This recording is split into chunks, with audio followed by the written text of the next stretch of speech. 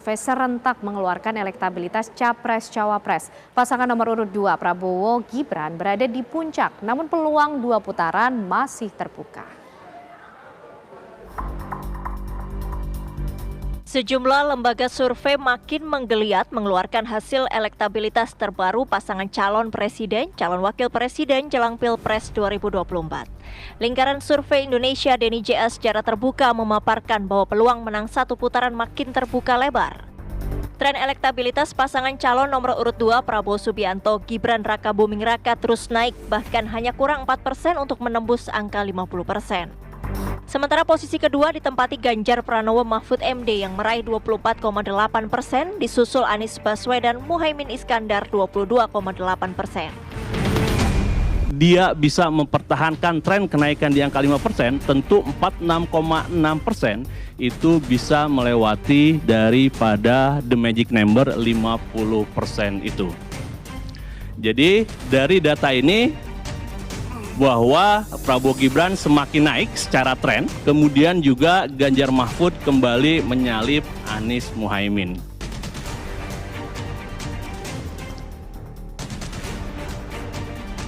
Prabowo Gibran pada saat ini hanya butuh 4% lagi untuk menang satu putaran. Dengan 4% yang terdapat misalnya 46 tambah 4 berarti 50,6%. Pun lembaga survei indikator yang melakukan simulasi 3 paslon di mana Prabowo Gibran unggul signifikan dari Anies Imin dan Ganjar Mahfud.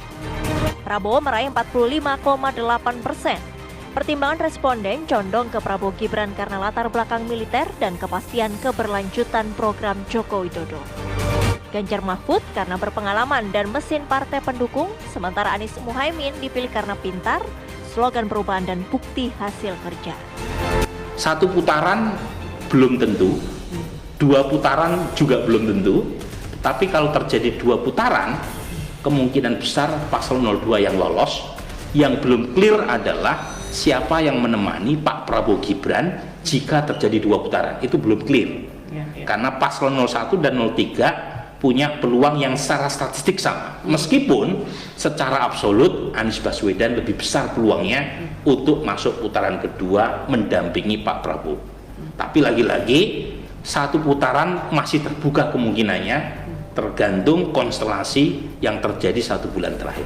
Pak Prabowo itu alasan yang paling pertama adalah tegas, berwibawa, berlatar belakang militer, itu 24,8%. Alasan yang lain itu berkaitan dengan Jokowi, coba lihat di situ ya, melanjutkan program Pak Jokowi. Mas Anies kekuatannya dari aspek kepintaran dan ingin ada perubahan. Mas Ganjar masih kuat di kalangan mereka yang menganggap perhatian